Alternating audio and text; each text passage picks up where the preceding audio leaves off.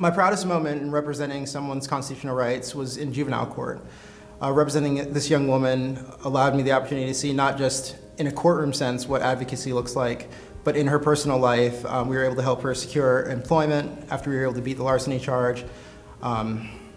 We had the opportunity to work with her throughout the process, not just to give her a more stable home life, get her some resources, but also to deny and fight, plead not responsible to some charges that were false, that were unfairly put on her simply because she had a past that was less than stellar.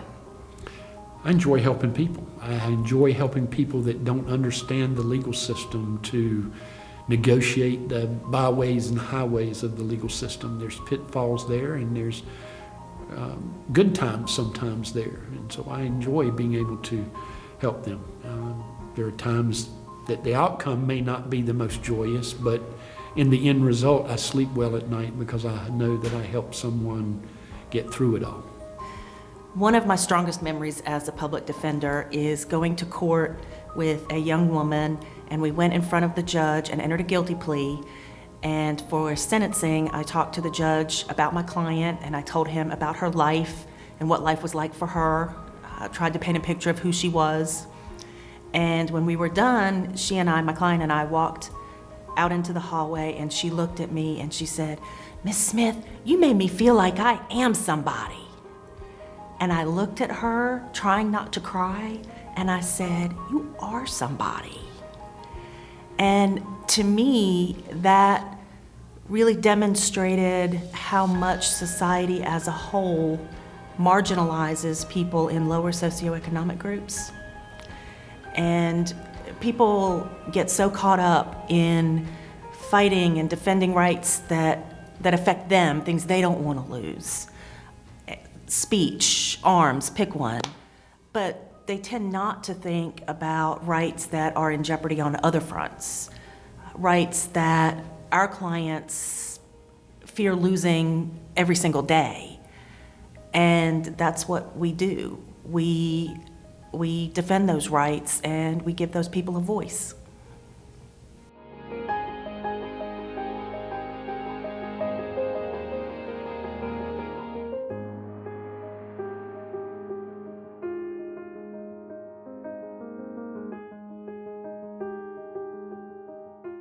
And we sort of keep these around the office. We get little cards once in a while type of thing.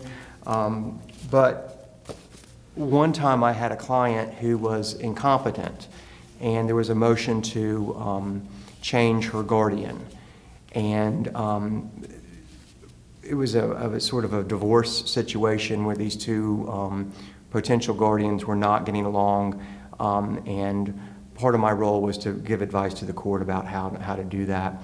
And I just felt like, and I think it was pretty obvious, that one of these guardians was going to allow the other person to have some contact with their joint child, who is now of age, and probably one was not going to do that. And tragic case, because the person was, not competent, that was clear. Sat next to me at counsel table, sort of in a hoodie, sort of covered up, and was drawing something. Never really could talk much to me, but gave me her drawing afterwards and told me thank you for making that work out for her. And I was profoundly moved by that experience.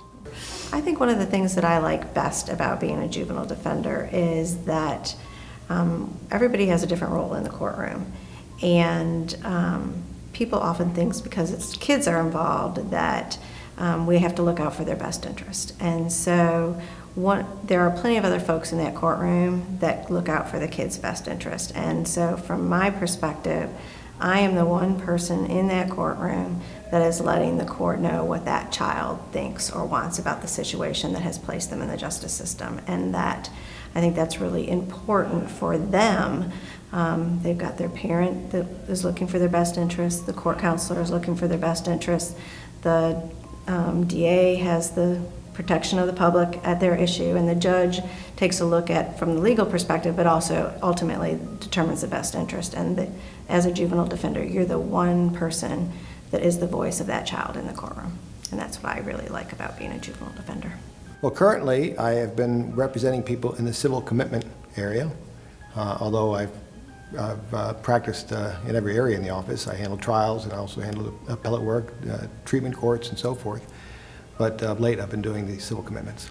And I can have conversations with the clients and help them have a perspective where they can be empowered so they're less likely to get into trouble. And believe it or not, it doesn't have to be much of a conversation, but just taking that public defender attitude of treating them as fellow human beings and on a path, maybe a difficult path, but I can point them to people that have gone down that same path and found some recovery.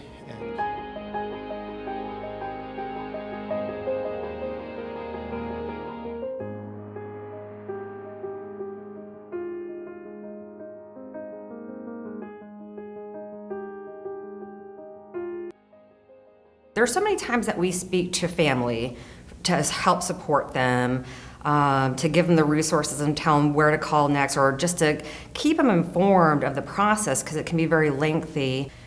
I take a lot of pride working for the public defender's office. The rare times that people ask me where I work, and when I say I work for the public defender's office, I am so proud to say it because the lawyers in our office, they work so hard for the clients. You can tell they have a lot of passion. They really want to make a difference for them. And to be a part of that team where we are making a difference, and not based on how much money that you have, they're getting good quality legal service. I think my views have definitely changed. When I was in nonprofits, I was doing advocacy for victims and survivors of sexual violence, which is a very traumatic way to work in a very traumatic field in which to work. And my job was emergency trauma response. And so the idea of being a prosecutor was I felt like I wanted to kind of lock up the offenders, right, to give the survivors some kind of relief. I'm really glad I did that work. It was good work and it was meaningful work, but it also helped inform the rest of the work I do. And it helped me understand how trauma truly does beget trauma, and that we see cycles of violence that go on for generations upon generations. And it helps me to have a good context to understand some of the behavior that my clients might be accused of, and some of their responses to their own trauma that they've experienced. You know, why is someone hooked on whatever their drug of choice may be? I do think that there's been an attitude shift for me and a shift in focus from, and even during law school it changed. I mean, it turns out I was just really traumatized. But I do think that there's a shift in the idea of the law being punitive to the law being, you know, something that ought to administer justice and restore people to be productive members of our society. And I enjoy my part in that process very much. Had a client that was charged with robberies. I think he's 16, 17 years old. And did a lot of work with him because it wasn't a guilt or innocence case. He was clearly caught up doing the wrong thing. And talking to him is mostly due to just the environment he was living in, and just lack of support that he had from his family, and just because they were always working. His mom was working 2 jobs, working at night. Anyway, we ended up, and he ended up having to do an active sentence, and I got a text message from his mom last week saying that he was on his way home, and that he just wanted to let me know that he was coming home and everything had worked out fine, as fine as it could for his time in prison, and that he had started his GED and he was going to finish it, and that he was going to start applying for jobs and wanted to know if I could provide a letter or something like that, and I told him I'd be more than happy to do so.